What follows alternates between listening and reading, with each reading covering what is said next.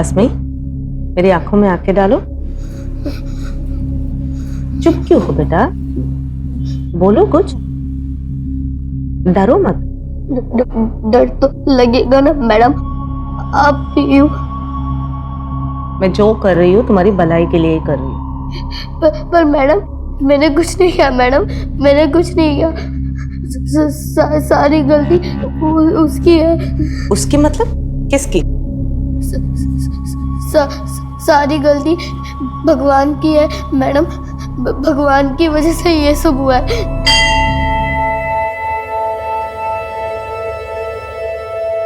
ऐसे क्या देख रहे हो बिना पलक झुककर? आपसे नहीं मांगूंगी तो किससे मांगूंगी? जवाब तो कभी दोगे नहीं, लेकिन जो मांगा है वो तो देना पड़ेगा ना। धमकी नहीं दे रही हूँ, प्रार्थना कर रही हूँ, सुननी तो पड़ेगी। 40 आके 25 दिन पूरे हो गए, बस 15 बाकी है। अब आपको मेरी दादी को भी ठीक करना है और हमें अमीर भी बनाना है।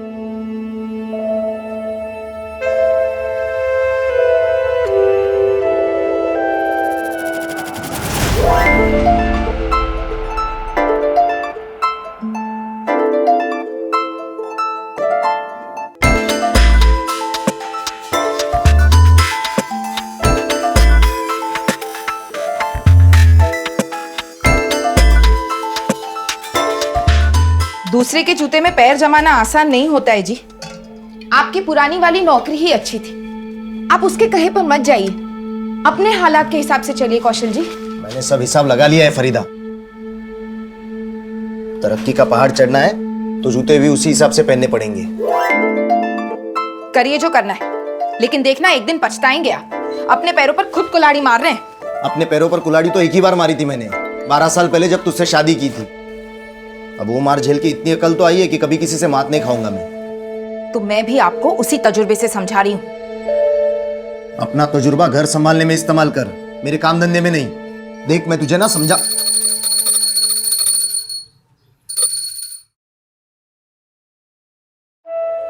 अरे अस्मी, सुबह से कहाँ गायब थी?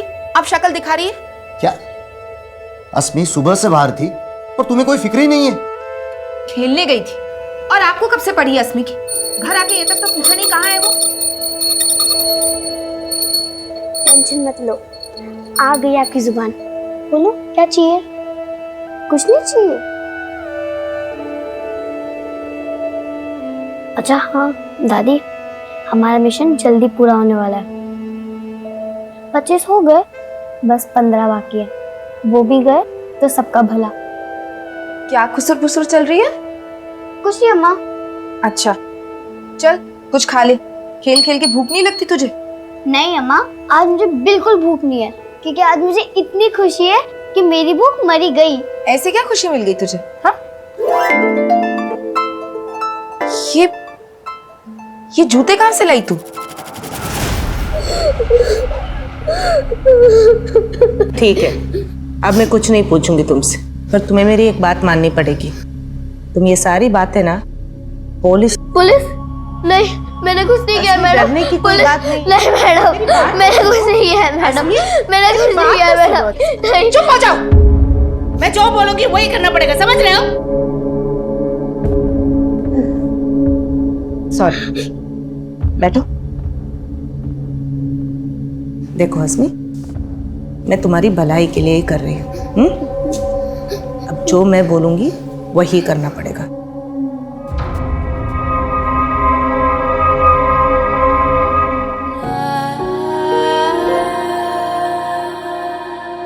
नमस्कार, आदाब। क्राइम पेट्रोल सतर्क के ब्लैक हेडलाइंस अध्याय के आज के एपिसोड में आप सबका स्वागत है। कहते हैं कि बच्चों का मन गीली मिट्टी के समान होता है।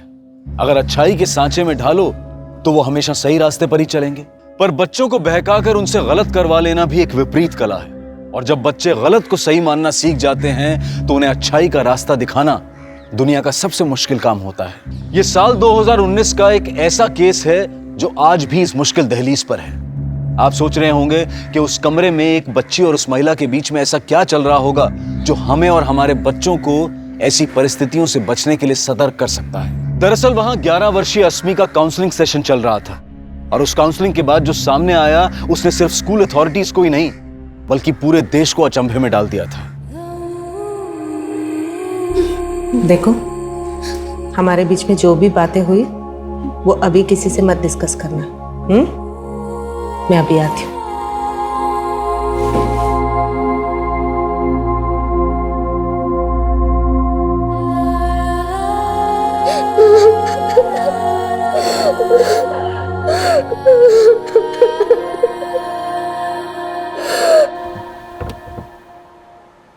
Nandini ji, how was the session? 1 minute sir, बहुत अर्जेंट कॉल करना है।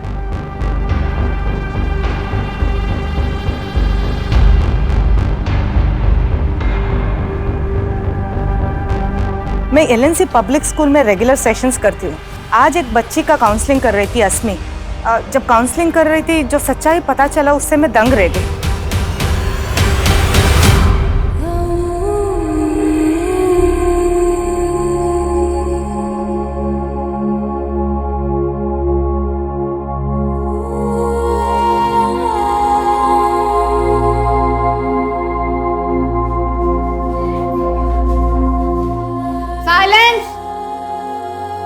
अस्मी बेटा, इधर आना मेरे पास।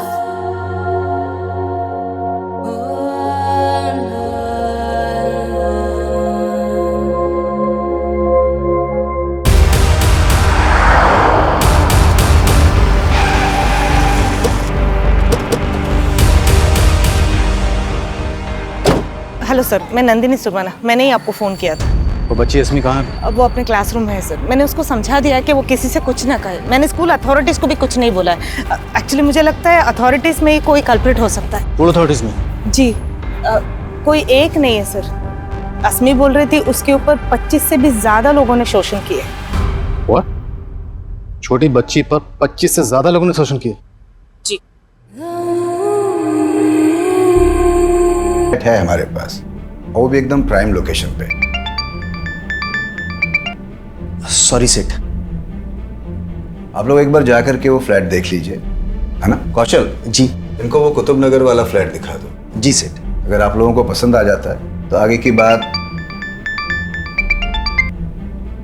सॉरी सेठ, घर से बार बार फोन आ रहा है। हेलो, तुझे कितनी बार बताया मुझे परेशान मत किया कर काम के वक्त। अरे सुनिए तो, अस्मी के स्कूल से फोन आया था आपको और मुझे तुरंत वहां बुलाया है। तुरंत बुलाया है? कहीं अस्मी ने फिर से कोई शरारत कर दी क्या?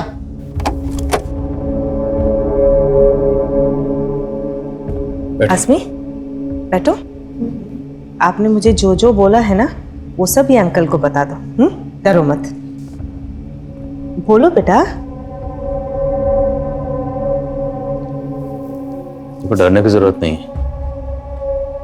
हम यहाँ पर आपकी मदद करने आए। आप हमें सब कुछ सच सच बताओ। मुझे घर जाना है। मुझे घर जाना है। आपको घर जाना है ना? अम्मा पापा के पास है ना? तो उनको तो हमने यही बुलवा लिया है। अभी आपसे मिलवा देंगे उनको। लेकिन पहले आप हमें बताओ कि आपके साथ क्या गलत हुआ, किसने गलत किया, कौन थे वो लोग, क्या नाम है?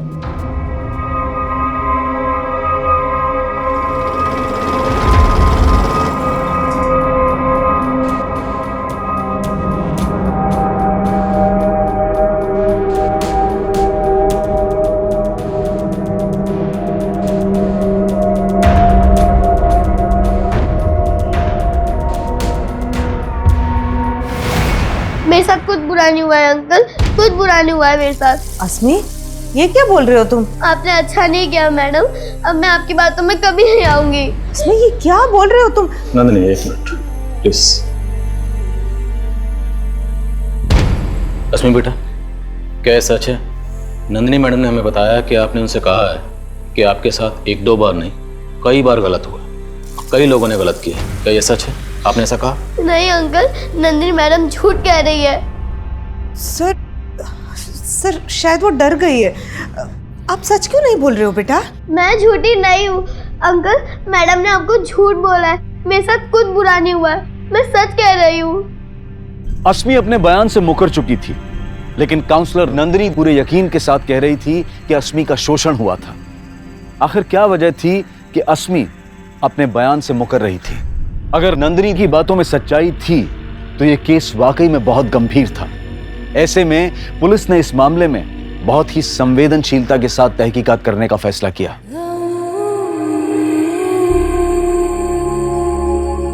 बच्ची के साथ कुछ गलत हुआ या नहीं हुआ, ये पता लगाना हमारी ड्यूटी है। मेडिकल करवा ले। हो सकता है अस्मी डर की वजह से सच ना बोल पा रही। सर देखिए, पहले कम तमाशा नहीं हुआ है हमारे बेटी के साथ। आप सोचिए सर, लोग तरह तरह की बातें करेंगे सर, और जरा सोचिए अस्मी पर क्या गुजरेगी इन सब बातों से।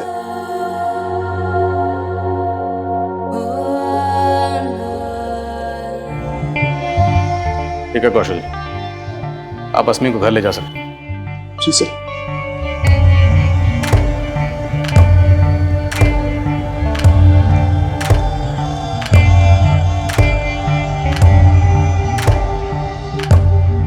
मुन्नी, देख कितने सुंदर जूते हैं। हाँ कितने सुंदर हैं। इसका कलर भी बहुत अच्छा है। तेरे पापा ने सिलवाए?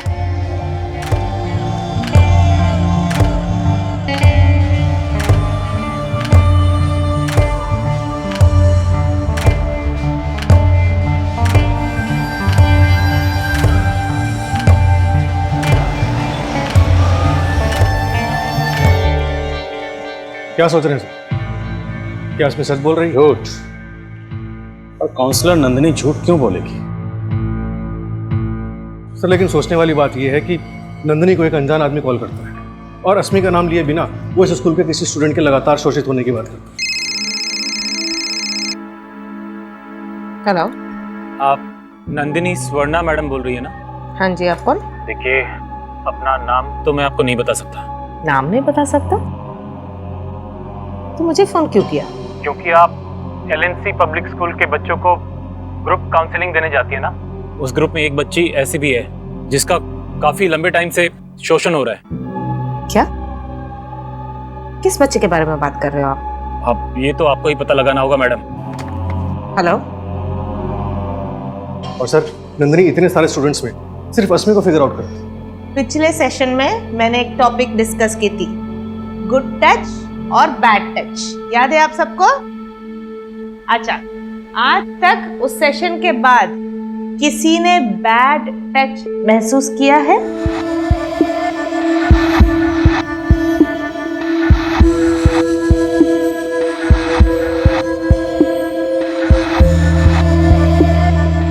कहाँ दर्द हो रहा है बेटा? दर्द? नहीं मैडम, मुझे कहीं दर्द नहीं हो रहा।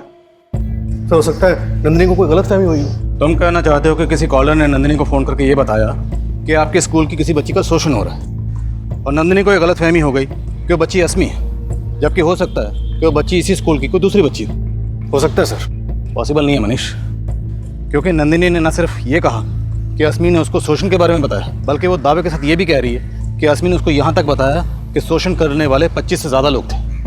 हमें सबसे पहले उन लोगों को ढूंढना होगा जो उस मासूम बच्ची का शोषण कर रहे थे, और उन्हें ढूंढने का जरिया है वो कॉलर जिसने नंदिनी को कॉल किया था। सर अगर आपका यही मानना है तो फिर हमें अस्मी का मेडिकल जल्दी करवा लेना चाहिए। हाँ, लेकिन अस्मी के बयान और उसके माँ बाप की मर्जी के बिना मेडिकल की परमिशन लेना आसान नहीं होगा। हमें पहले अस्मी के माँ बाप को कन्विंस करना होगा। सर अस्मी के आस पड़ोस और उसके दोस्तों में बात करके देखें, शायद कोई हिंट मिले। पता कर मनीष, अभी तक इस बात के बारे में स्कूल के प्रिंसिपल, नंदिनी और अस्मी के माँ बाप के अलावा किसी को नहीं पता। बच्ची का मामला है तो जो भी करो थोड़ा एहतियात के साथ। Right sir.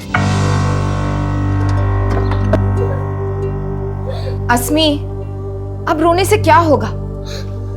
ऐसे तो ये सब हुआ नहीं होगा। तूने उस मैडम को क्या बोला जो उसने इतना बड़ा हंगामा खड़ा कर दिया? अम्मा, वो मैडम बहुत चालाक है, मुझे भूल बोल कर परेशान कर दिया। अरे पर तूने उस मैडम को बोला क्या? बोल। पापा, मैंने उस मैडम को कुछ नहीं बोला। हाँ। वो झूठ बोल रही थी। अम्मा मालूम है तुमको भी सब कुछ जानना है, लेकिन अभी तुम्हारी घंटी का जवाब देने की हालत में नहीं है हम। हाँ बेटा तुम अरे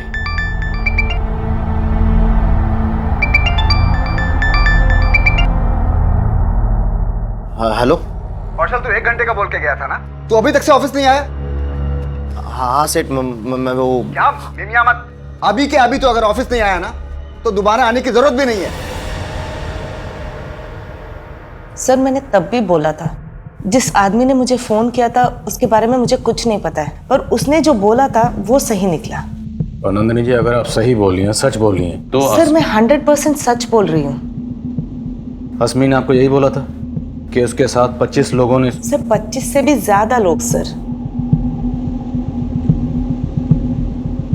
एग्जैक्टली यही बोला था कि 25 से ज्यादा लोग? नहीं, वो उसने कुछ ऐसा बोला था कि उसके साथ कई लोगों ने गलत कर चुके हैं। उसने बोला कई लोग गलत चुके? जी। तो आपको ये कैसे लगा कि फिर 25 लोग हो सकते हैं, उससे ज्यादा लोग हो सकते हैं? सर वो बात करते वक्त कुछ 25 करके बोली, फिर चुप हो गई, तो मैंने अंदाजा लगाया।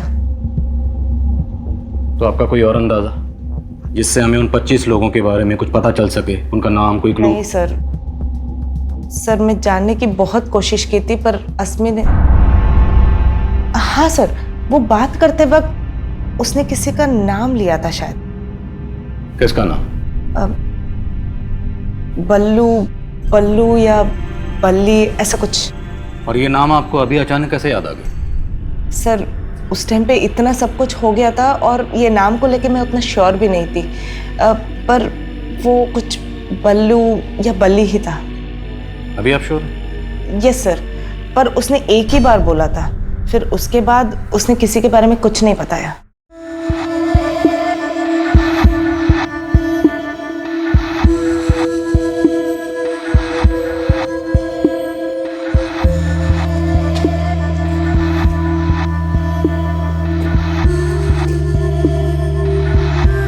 अरे मुन्नी,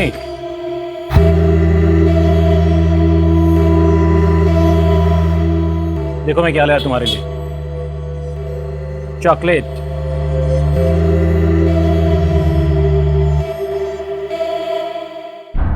बल्लू या बल्ली? जी, इस नाम के किसी शख्स को जानते हैं? शायद आपकी कोई जान पहचान का? नहीं साहब, ऐसे किसी आदमी को मैं नहीं जानता। देखिए, आप भले ना जानते हो, लेकिन काउंसलर नंदिनी ये दावे के साथ कह रही है कि अस्मी ने उसे बताया कि उसके साथ दुष्कर्म करने वालों में से किसी एक का नाम बल्ली या बल्लू था। हाँ, पर अस्मी के साथ ऐसा कुछ हुआ? अगर अस्मी के साथ ऐसा कुछ नहीं हुआ तो वो कौन था जिसने काउंसलर नंदिनी को फ़ोन किया? साहब मुझे ना कुछ समझ नहीं आ रहा है। देखिए, आप ठंडे दिमाग से सोचिए, याद करिए, शायद किसी से आपका कोई झगड़ा हुआ, कोई ऐसा शख्स जो आपको और आपके परिवार की बदनामी करवाना चाहता हो। बदनामी करने की सोची होगी उसने, पता नहीं उसे ऐसा क्या मिला है जो हमें इतनी सफाई देनी पड़ रही है। आपको किसी को सफाई देने की जरूरत नहीं पड़ेगी। देखिए, हम आपको या आपकी बच्ची को परेशान नहीं करना चाहते, हम सिर्फ ये जानना चाहते हैं कि अस्मी के साथ कुछ गलत हुआ है या नहीं हुआ, और अगर गलत हुआ है तो उसे जानने का जरिया है मेडिकल। एक बार साहब परेशान मत होइए, हम समझते हैं मामला सेंसिटिव है, बात लीक नहीं होगी। Excuse me. Hello sir, Nandini को जिस पीछे से कॉल किया गया था वहाँ पे कोई सीसीटीवी कैमरा नहीं है। आसपास पूछताछ करने पे भी पता नहीं चल रहा है कि वो आदमी कौन हो सकता है जिसने नंदिनी को कॉल किया था। और अस्मी के फादर को भी इस बारे में कोई अंदाज़ा नहीं है, लेकिन ये कॉलर जो भी होगा ये अस्मी का शुभचिंतक होगा जो अस्मी के बारे में सब कुछ जानता होगा। तो अगर शुभचिंतक ही था तो फिर नंदिनी को उसने अपना नाम क्यों नहीं बताया? यहाँ तक कि उसने अस्मी का भी नाम नहीं लिया। नंदिनी किसी बल्लू या बल्ली का नाम ले रही है। अगर नंदिनी की बात सही है तो जिन लोगों ने अस्मी के साथ दुष्कर्म किया उनमें से किसी एक शख्स का नाम बल्लू या बल्ली हो सकता है। अस्मी के स्कूल, घर, सारे एरिया में पता करो, जो बल्लू और बल्ली नाम के शख्स हैं सबकी डिटेल्स निकलो। बोल। अरे तुझे कहा ना, मुझे बच्ची नहीं चाहिए। जवानी तो बीवी ने बिगाड़ दी, अब बुढ़ापा नहीं बिगाड़ना है मुझे। अरे बुढ़ापे में लाठी की जरूरत होती है, और जब लाठी मिल जाएगी ना तो मुझे फोन करना, समझा?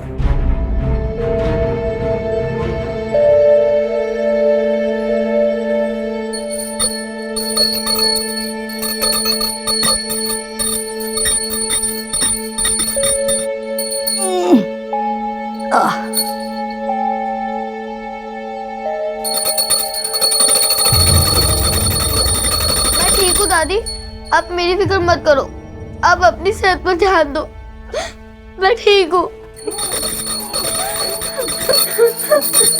क्या हुआ अस्मी?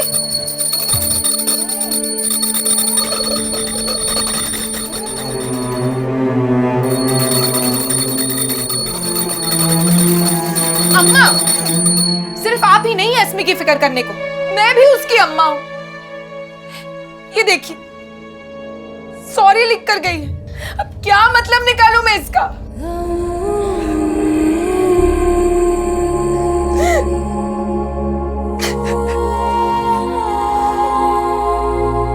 सॉरी अम्मा, ये अस्मी के ही लिखे हुए शब्द थे, पर वो उन्हें जुबान क्यों नहीं दे पाई? आखिर क्या चल रहा होगा उस मासूम के जहन में? और सॉरी तो पछतावे का प्रतीक होता है, तो फिर अस्मी को किस बात का पछतावा था? नंदिनी के मुताबिक अस्मी के साथ दुष्कर्म किया जा रहा था, और अगर ये सच था तो क्या एक पीड़िता खुद को कोस रही थी? और अगर नहीं, तो फिर उस सॉरी अम्मा के पीछे उस बच्ची के भाव क्या थे? इस केस को डील करना पुलिस के लिए बिल्कुल आसान नहीं था, और फिलहाल वो नंदिनी द्वारा बताए उस आदमी को ढूंढ रहे थे जिसका नाम बल्लू या शायद बल्ली था।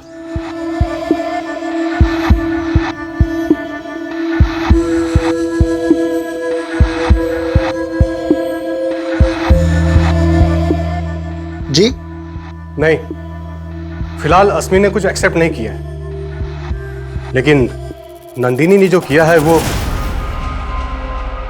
एक मिनट, चाय।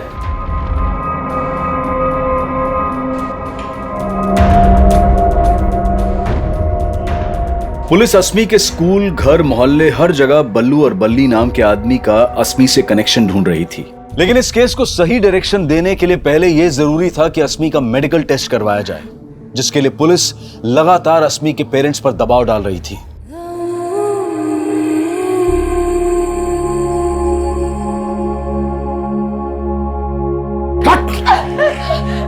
भागने की कोशिश की ना तो तेरे पैर काट दूंगा। पैर क्यों? गला ही काट दो ना। और बुरी तो मैं तेरा गला भी काट दूंगा। तुम चाहे मेरा जो भी आश्रय करो, लेकिन मुझे कौशल जी से निकाह करने से नहीं रोक पाओगे। कौशल से निकाह करेगी? कौशल से निकाह करेगी? कौशल से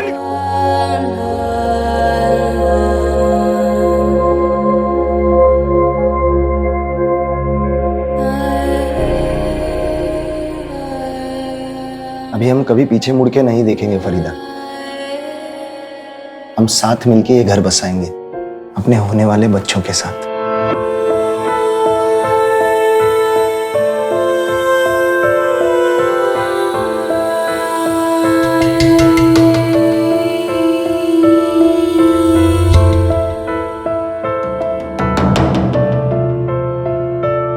क्या सोच रही है? वही सोच रही हूँ जो पिछले 12 सालों से मेरा कलेजा काट रहा है। क्यों देखे थे हमने वो सपने? वो सपने नहीं होते तो हस्बी। देखो, जो बीत गया उसे याद करके हम आज नहीं बदल सकते। हर अंजाम के बाद एक नई शुरुआत करनी पड़ती है। हिम्मत से काम लो। पुलिस हमारे और अस्मी के साथ है। अस्मी का मेडिकल करवा लेते हैं।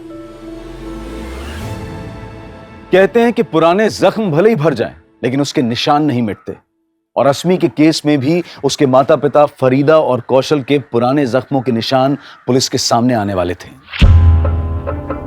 सर, फिलहाल ऐसा कोई बल्लू या बल्ली नहीं मिला है जिसका अस्मी के साथ कोई कनेक्शन हो, लेकिन कौशल के पड़ोसियों से खबरी ने एक इन्फॉर्मेशन निकाली।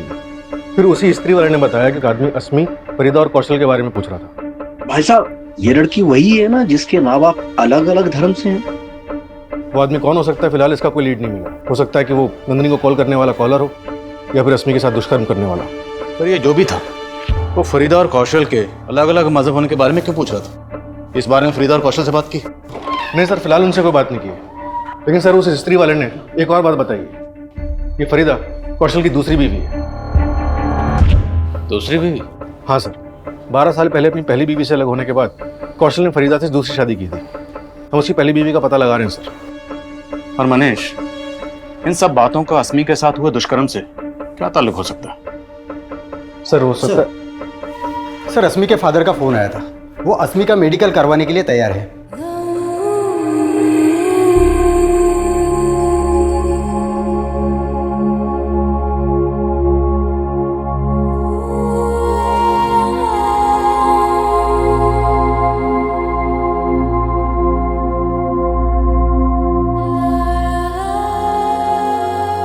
सर, अस्मी सेक्सुअली एक्टिव है, वो भी काफी लंबे टाइम से। बच्ची का इतने अरसे से शोषण हो रहा है और वो लगातार झूठ बोल रही है।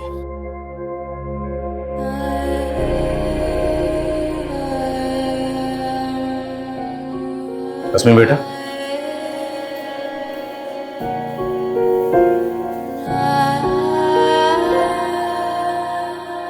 आपको बिल्कुल घबराने की जरूरत नहीं है। हम हैं ना आपके साथ, बिल्कुल डरने की जरूरत नहीं है आपको। हम हैं ना, डरो मत। बताओ, आपके साथ ये सब किसने किया? नंदिनी मैडम को क्या नाम बताया था आपने? बल्लू या बल्ली, ऐसे कुछ नाम बताया था ना?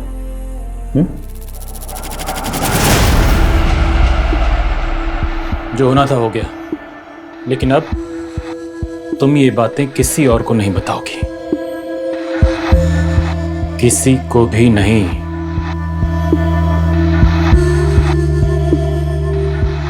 अस्मी,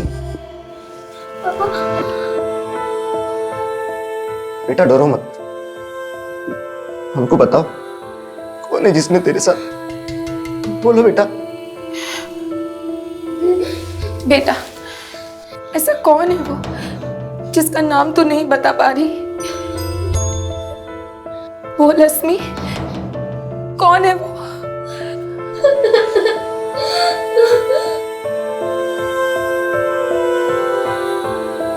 आखिर अस्मी की चुप्पी की वजह क्या? आपको कुछ तो अंदाजा होगा, किसी पर तो शक होगा आपको। साहब कुछ समझ में नहीं आ रहा, कौन होगा जिसने हमारे बच्चे के साथ ये सब? आपके घर के बाहर जो गणेश है स्त्री वाला, कुछ दिन पहले वहां एक आदमी आपकी बेटी अस्मी के बारे में पूछ रहा था।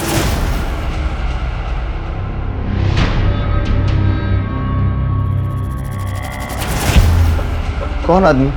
और ये तो गणेश भी नहीं जानता, लेकिन वो जो भी था वो इतना जरूर जानता है कि शादी से पहले आपका और आपकी बीवी दोनों का मजहब अलग था। हो सकता है वो आपका या आपकी बीवी का कोई ऐसा रिश्तेदार हो जो नहीं चाहता था कि आप दोनों की शादी हो। साहब ऐसे तो फरीदा के भाई को एतराज था हमारी शादी से, लेकिन उनकी तो डेथ हो गई है। और आपकी पहली बीवी, उसे कोई एतराज नहीं था, आप उसे छोड़ के फरीदा से शादी कर रहे थे। साहब सरिता से मैं डिवोर्स ले चुका हूँ। डिवोर्स की वजह जान सकता हूँ? साहब हमारे बीच बनती नहीं थी। देख रही है, थक करके काम से लौटाओ, पानी तक नहीं दे सकती। तुमको नहीं दिख रहा है मैं भी काम कर रही हूँ, खुद भी तो ले सकते हो ना। हाँ, चाय भी मैं ही बना लेता हूँ, रात का खाना भी बना लूंगा। हाँ तो ठीक है ना, बना लो, तुम्हारी बीवी हूँ, नौकरानी नहीं। क्या कहा तूने? बीवी? अरे बीवी कहलाती है लेकिन एक बच्चा नहीं दे सकती मुझे। तो आपकी पहली बीवी सरिता से डिवोर्स लेने की एक वजह यह भी थी कि उसे बच्चा नहीं हो रहा था। सबसे बड़ी वजह सरिता का स्वभाव था साहब, बहुत झगड़ालू थी वो, और ये 12 साल पहले की बात है साहब। इससे अस्मी के साथ जो है उससे क्या वास्ता? सर शायद कोई वास्ता हो, वो आदमी जिसके बारे में गणेश बता रहा था, हो सकता है कौशल की पहली बीवी के साथ उसका कोई ताल्लुक हो। उस आदमी को ढूंढना तो पड़ेगा, और उस कॉलर को भी जिसने काउंसलर नंदिनी को फोन किया था। वो वाकई अस्मी का शुभचिंतक है, जिससे शायद पता है कि अस्मी के साथ ये दुष्कर्म किसने किया था। सर लेकिन कॉलर को ढूंढने का कोई जरिया भी तो नजर नहीं आ रहा। मनीष, जरिया ढूंढना पड़ेगा, क्योंकि कोई एक बल्लू या बल्ली नहीं है, 25 से ज्यादा लोग हैं जिन्होंने बच्ची के साथ दुष्कर्म किया। और ये कोई भी हो सकता है, अस्मी के मोहल्ले, रिश्तेदारों में, स्कूल में से कोई भी हो सकता है। घुस जाओ और पता लगाओ सबका। मैं काउंसलर नंदिनी से मिलता हूँ, शायद उससे कोई क्लू मिले। सर, उस दिन जब मैं अस्मी से बात कर रही थी, वो एक ऐसी चीज बोली जो बहुत अजीब था। क्या बोला उसने? पहले तो लगातार बोल रही थी इन सब चीजों में उसकी कोई गलती नहीं है, फिर बाद में अचानक से उसने एक चीज बोला, सारी गलती भगवान की है। भगवान की गलती? हाँ सर, मैंने कोशिश की ये जानने के लिए उसने ऐसा क्यों बोला, पर उसने कुछ नहीं बताया। एक मासूम बच्ची जिसके साथ 25 से ज्यादा लोग दुष्कर्म कर रहे थे, उस गलती को भगवान की गलती क्यों बोलेगी? सर पूछताछ में ये भी सामने आया कि अस्मी अक्सर एक मंदिर जाया करती थी। मंदिर?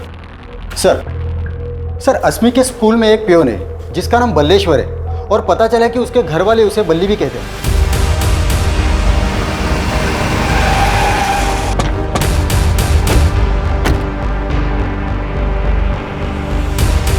हाँ सर, घर पे मुझे बल्ली कह के बुलाते हैं, लेकिन जो आप सोच रहे हो गलत सोच रहे हैं सर। सही क्या तू बोल? तेरे डर की वजह से अस्मी चुप है ना? सर आप गलत सोच रहे हैं, मैं वो नहीं हूँ। सही बोल रहा है, क्योंकि तू अकेला नहीं था, तेरे साथ और भी बहुत लोग थे। कौन थे बोलो? मुझे क्या पता साहब, मैं बेकसूर हूँ सर। ऐसे नहीं मानेगा ये, लेके जा। चल। व्हाट? आपके स्कूल की एक बच्ची का शोषण हो रहा है, और लंबे अरसे से हो रहा है, लेकिन आपको कोई आइडिया नहीं। कौन रिस्पॉन्सिबल है? देखिए सर, हम अपने स्टूडेंट के सिक्योरिटी का पूरा ख्याल रखते हैं, हमें उनकी प्रॉब्लम पता है, इसलिए तो हम उनकी रेगुलर काउंसलिंग करवाते हैं। लेकिन सर आप जो कह रहे हैं वो सुन के तो मैं खुद हैरान हूँ। हाँ सर जी, अस्मी आया करती थी पहले यहाँ, और तो और वो यहाँ आने के लिए 40 भी रखती थी। 40 आके 25 दिन पूरे हो गए, बस 15 बाकी है। अब आपको मेरी दादी को भी ठीक करना है और हमें अमीर भी बनाना है। फिर अचानक से उसने यहाँ आना छोड़ दिया। यहाँ आना छोड़ने की कोई और वजह तो नहीं है पुजारी जी? कोई और वजह? मैं कुछ समझा नहीं साहब। उस बच्ची का एक लंबे समय से शोषण हो रहा था, जिसका दोषी वो भगवान को मानती है। कहीं उसके दोषी का आपसे या फिर यहाँ पे रहने वाले किसी और से कोई लेने देना तो नहीं है? ये कैसी बात आप कर रहे हैं? यहाँ पर ऐसा कोई नहीं है, और ये भगवान का घर है। भगवान का घर है तो कौन है जिसको वो दोषी बता रही है? सर, अस्मी को देख के मुझे कभी ऐसा नहीं लगा कि उसके साथ कुछ ऐसा हुआ होगा। आपको नहीं लगा होगा, लेकिन कोई तो होगा जिसको इस बारे में पता होगा। सर, अब ये मैं कैसे बता सकती हूँ? आप अस्मी की क्लास टीचर हैं, तो आप इतना तो जानती ही होंगी कि ऐसी कौन सी फ्रेंड है जिसके अस्मी काफी क्लोज है। अस्मी आपकी बेस्ट फ्रेंड है। बेस्ट फ्रेंड तो एक दूसरे से सब कुछ शेयर करते हैं ना। अस्मी ने कभी आपको बताया कि उसके साथ कुछ गलत हो रहा है? नहीं नहीं अंकल, मुझे कुछ नहीं पता।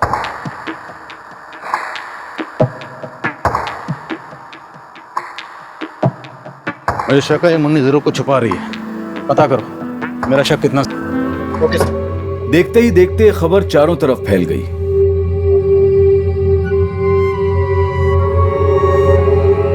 पूरे देश में हलचल का माहौल पैदा कर दिया था।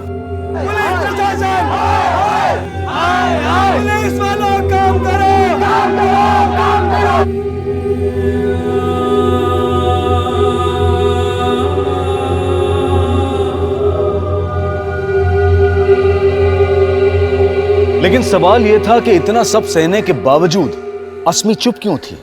और वो कॉलर कौन था जिसको पुलिस अस्मी का शुभचिंतक मान रही थी? और अगर वो शुभचिंतक था तो फिर वो सामने क्यों नहीं आ रहा था? देखिए, अपना नाम तो मैं आपको नहीं बता सकता। और वो कौन था जिसके बारे में गणेश ने बताया था? इन सभी कड़ियों को जोड़ने के लिए पुलिस अब कौशल की पहली बीवी सरिता से भी मिलना चाहती थी।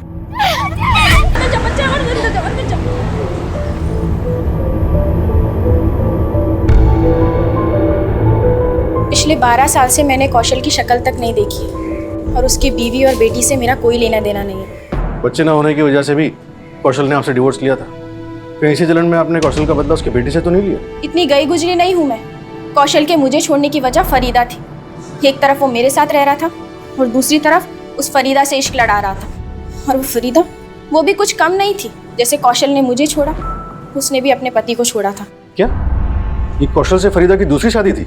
जी, अब क्या पता, बदला फरीदा के पहले पति ने लिया हो, और शक आप मुझ पर कर रहे हैं। ये फरीदा का पहला पति कौन था? हाँ साहब, कौशल जी की तरह मैं भी अपने पहले रिश्ते से तंग आ गई थी। जुबेर मेरे साथ बहुत मारपीट करता था। भागने की कोशिश की ना तो तेरे पैर काट दूंगा मैं। पैर क्यों? गला ही काट दो ना। ज्यादा बोलेगी ना तो तेरा गला भी काट दूंगा मैं। तुम चाहे मेरा जो भी हासिल करो, लेकिन मुझे कौशल से निकाह करने से नहीं रोक पाओगे। कौशल से निकाह करेगी?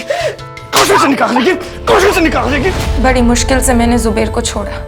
तो छोड़ने के बाद आप लोगों को कभी ऐसा नहीं लगा कि जुबेर इसका बदला ले सकता? साहब 12 साल पुरानी बातें हैं। पर जुबेर आया था। हमने आपके घर के सामने जो स्त्री वाला गणेश, उससे पूछा, उसने कंफर्म किया। हमने उसे जुबेर की फोटो दिखाई, उसने बताया कि यही वो शख्स है जो उससे पूछताछ कर रहा था। अब इतने सालों बाद जुबेर यहाँ क्यों आया होगा? और वो आपकी बेटी अस्मी, उसके बारे में क्यों पूछ रहा था? साहब, मुझे नहीं मालूम गणेश ने उसको कब देखा, लेकिन मैंने आखिरी बार जुबेर को करीब साल भर पहले देखा था, जब मैं अस्मी के साथ मार्केट से लौट रही थी। लेकिन मैं उसे नजरअंदाज करके चली गई। उसके बाद मैंने जुबेर को कभी नहीं देखा।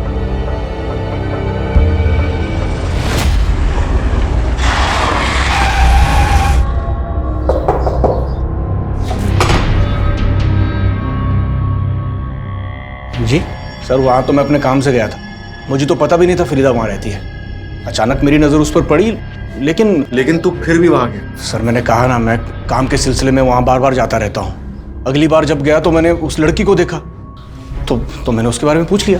सिर्फ पूछा ही नहीं, तूने कौशल और फरीदा से बदला लेने के लिए उनकी बेटी अस्मी के साथ दुष्कर्म करने का प्लान भी बनाया। कैसी बात कर रहे हैं सर? जिस दुष्कर्म का इल्जाम आप मुझ पर लगा रहे हैं, कौशल तो उसे मेरी बेटी समझता है। तेरी बेटी? हाँ सर, अगर उसमें बच्चा पैदा करने की हिम्मत होती ना तो पहली बीवी से कर लेता। सर आप बेकार का इल्जाम मुझ पर लगा रहे हैं सर। मैं तो आज भी अनाथ का बाप बनके बच्चा गोद लेने की कोशिश कर रहा हूँ। साहब, कौशल जी ने कभी ऐसा शक नहीं किया मुझ पर। अब तो मुझे भी पक्का लग रहा है कि जुबैर हमसे बदला लेने के लिए ऐसी बातें कर रहा है। कहीं ये जुबैर हमको घुमा तो नहीं रहा? उठा के तोड़े सर उसे, हो सकता है। सर अस्मी की फ्रेंड मुन्नी के बारे में हमने पता किया। मुन्नी का उसके फादर के अलावा कोई नहीं है। और सर कुछ दिन पहले तक अस्मी मुन्नी के घर में आया जाया करती थी, लेकिन अभी नहीं आती। तुम कहना चाहते हो कि मुन्नी अगर कुछ छुपा रही है तो अपने फादर की वजह से छुपा रही है? मैं स्कूल जाऊंगी तो पुलिस अंकल फिर से वही सवाल पूछेंगे, इसलिए अब मैं स्कूल ही नहीं जाऊंगी पापा। नहीं मुन्नी, तुम स्कूल जाना नहीं छोड़ सकती।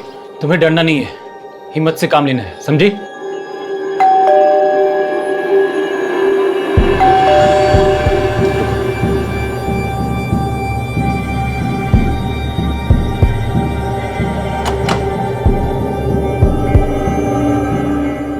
सर, मुन्नी ऐसा कुछ भी नहीं जानती जैसा कि आप सोच रहे हैं। आप बेकार में बच्ची को परेशान करेंगे सर, प्लीज सर। हम बच्ची को परेशान नहीं करेंगे, तुमसे पूछेंगे मुन्नी क्या जानती है। क्या मतलब सर? बच्ची के दुष्कर्म का केस, और वो बच्ची यहाँ अक्सर आती जाती थी, तो तुम पर भी शक करेंगे ना? क्या क्या बोल रहे सर आप? कैसी बात कर रहे हैं सर? मैंने खुद वो काउंसलर मैडम को अस्मी के बारे में बताया। तो काउंसलर को फोन तुमने किया था? आप नंदिनी स्वर्णा मैडम बोल रही है ना? हाँ जी, आप कौन? देखिए, अपना नाम तो मैं आपको नहीं बता सकता। तो मुझे फोन क्यों किया? क्योंकि आप एलएनसी पब्लिक स्कूल के बच्चों को ग्रुप काउंसलिंग देने जाती है ना। उस ग्रुप में एक बच्ची ऐसी भी है जिसका काफी लंबे टाइम से शोषण हो रहा है।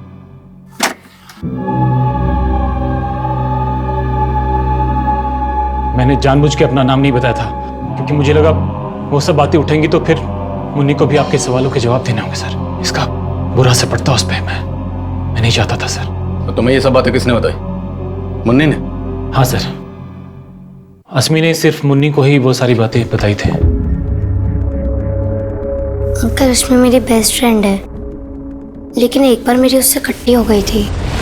मुन्नी देख कितने सुंदर जूते हैं। वाह कितने सुंदर हैं। इसका कलर भी बहुत अच्छा है। तेरे पापा ने दिलवाए? तो फिर सीक्रेट है, मत बता। अब मैं तुझसे तभी बात करूंगी जब मेरे भी पैरों में ऐसे जूते होंगे। मेरे पापा दिलवाएंगे मुझे। मुन्नी, तेरे पापा तुझे इतने महंगे जूते दिलवा सकते हैं, लेकिन मेरे नहीं। मंदिर के बाहर मिले थे, मन किया कि एक बार पहन लूं, तो पहन के आ गई। तूने चोरी की? मेरे पापा कहते हैं जो बच्चे चोरी करें उनसे दोस्ती मत करना। मुन्नी, मुन्नी! मैंने जब उससे बात करना बंद किया तो उसको बहुत दुख हुआ। तेरी बारी। मुन्नी, मुन्नी, मुन्नी, प्लीज मुझे माफ कर दे। मुझसे कट्टी मत हो। तेरे अलावा मेरा और कोई दोस्त नहीं है। अगर तू मुझे अपना दोस्त मानती है तो प्रॉमिस कर, आज के बाद ना तो चोरी करेगी और ना ही झूठ बोलेगी। प्रॉमिस। अश्मी मेरे साथ बहुत खुश थी, पर अचानक से वो अपसेट रहने लगी।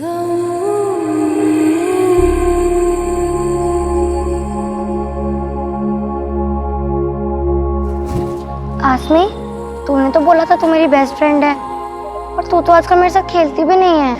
अगर मैं खेलती हूँ तो मुझे दर्द होता है। दर्द होता है? कहाँ? तूने प्रॉमिस किया था कि तू मुझसे कभी भी झूठ नहीं बोलेगी। बोलना, कहाँ दर्द होता है? फिर अस्मी ने अपनी तकलीफ के बारे में मुन्नी को बताया और मुन्नी ने मुझे बताया। सर पहले तो समझ में नहीं आया मैं अस्मी की मदद कैसे करूं। फिर मुझे ध्यान आया कि नंदिनी जी तो उसी स्कूल में काउंसलिंग के लिए रेगुलरली जाती हैं, इसलिए सर मैंने उनको फोन करना ठीक समझा।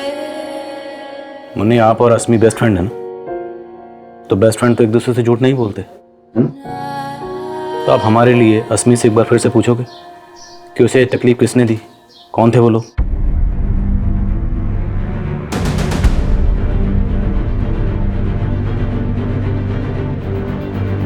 अस्मी ने इतनी सी उम्र में क्या कुछ नहीं झेला, ये सोचकर किसी की भी रूह कांप जाए। लेकिन पुलिस के लिए अब भी यह पहेली थी कि अस्मी के गुनहगार आखिर कौन थे।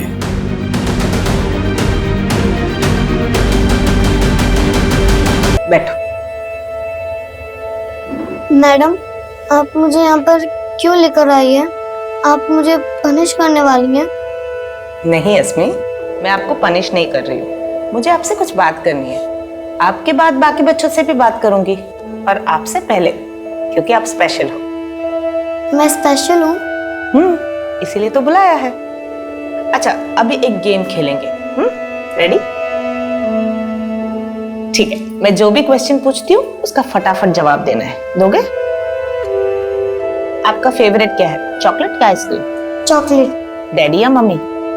अम्मा। Favourite person? दादी। वेरी गुड, ये गेम में तो आप जीत गए। अभी हम दूसरा गेम खेलते हैं। मैं जो बोलती हूँ वो करना पड़ेगा, करोगे? अच्छा, अभी आप हाथ लेके जाके कान खींचो। हाँ। कान खींचते हो तो अस्मी को कहाँ दर्द होता है? कान में। नाक खींचते हो तो कहाँ दर्द होता है? नाक में। और खांसते हो तो कहाँ दर्द होता है? पेट। तो ये दर्द कहीं उस बैड टच की वजह से तो नहीं है जिसके बारे में मैंने पिछले क्लास में सारे बच्चों को बताया था? नहीं मैडम। यस भी और नो भी। मतलब ये दर्द उस बैड टच की वजह से है, पर आप मुझे बताने से डर रहे हो, है ना? देखो, मैं आपको एक सीक्रेट बताती हूँ। अगर आप मुझे सब कुछ बता दोगे ना, तो मैं किसी को नहीं बोलूंगी। और आप मुझे नहीं बताओगे तो मुझे आपके मम्मी पापा से बात करना पड़ेगा। नहीं मैडम, उनको मत बताना, उनको कुछ भी मत बताना। तो आप मुझे बता दो, वो कौन है? अस्मी, जैसे स्ट्रांग होके तुम ये दर्द सह रहे हो ना, वैसे स्ट्रांग होके मुझे उनका नाम बता दो। नहीं तो मैं जाके बल्लू बली, बल्लू बली अंकल। कौन है ये अंकल? कब से परेशान कर रहे हैं तुम्हें? क्लास 5 से।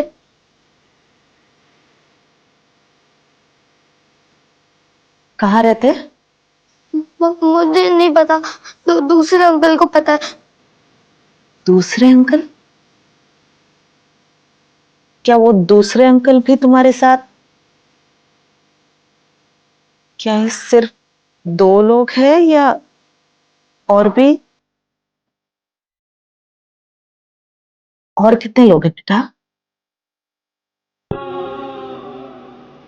3?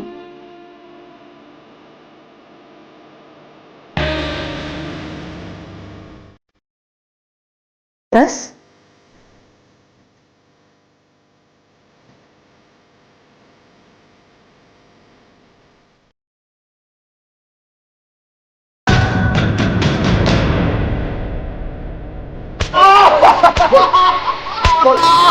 साहब, बल्लू एक ही है साहब, और वो रोज आता था।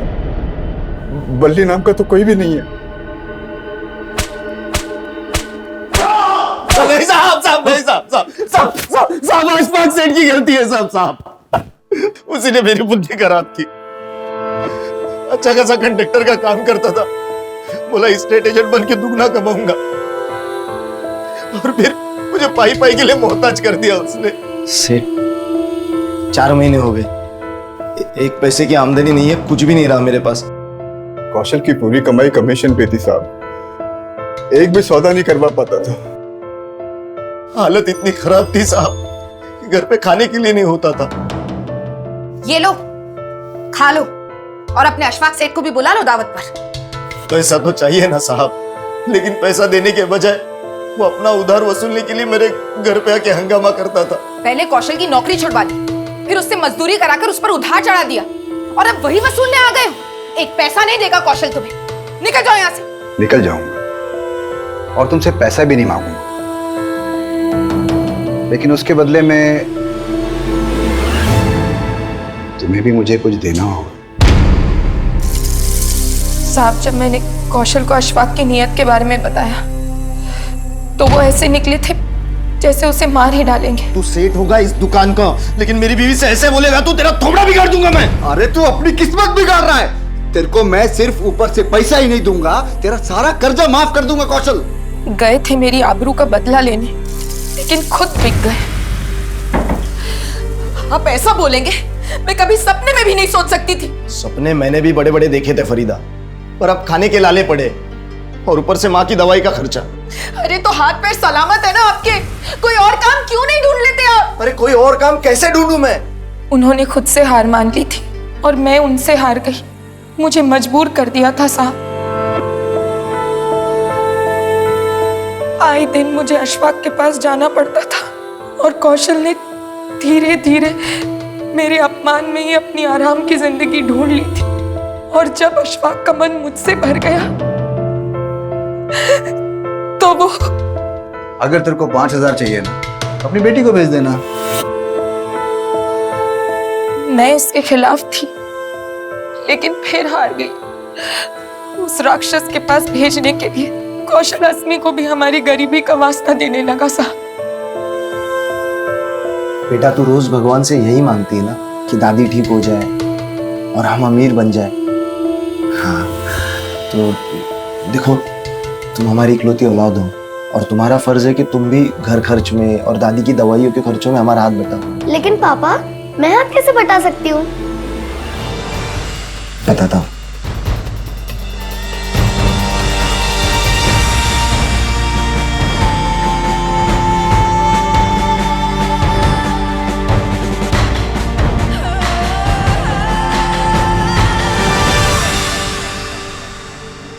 गरीबी का वास्ता देकर तुम लोगों ने अस्मी को यह पट्टी पढ़ाई कि वो जो कर रही है सही कर रही है, और अपना गुनाह छुपाने के लिए उससे चुप रहने का नाटक भी करवाया। पर तुम्हें यह अंदाजा नहीं था कि अस्मी का दर्द बांटने वाली उसकी सहेली भी है, मुन्नी, जिसको अस्मी ने सब कुछ बता दी। उस मासूम बच्ची के जहन में तुमने जो उल्टी सीख भरी, उसे मिटाना कितना मुश्किल होगा इसका अंदाजा है तुम्हें? तुम मां हो ना उसकी, दोनों ने मिलकर उस बच्ची की जिंदगी बर्बाद कर दी।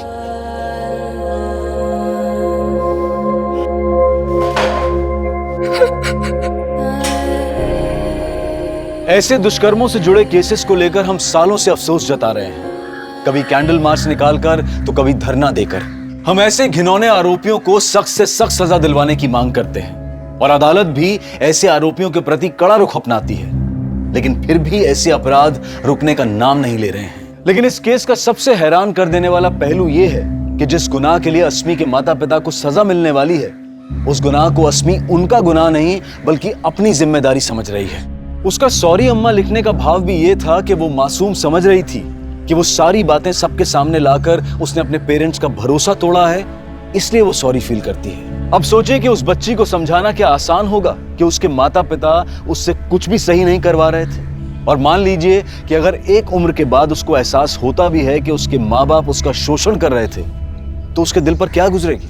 बचपन में जब कुछ एक गलत शुरुआत से शुरू होता है तो उसे फिर से सही और नई शुरुआत दे पाना हमेशा मुश्किल होता है। अब मैं अनूप सोनी आपसे विदा लेता हूं, फिर मुलाकात होगी क्राइम पेट्रोल सतर्क के ब्लैक हेडलाइंस अध्याय में एक और नए केस के साथ। और याद रखें, क्राइम और आपके बीच में सिर्फ इतना फर्क है कि आप कितने सतर्क हैं। सतर्क रहें, सुरक्षित रहें। जय हिंद।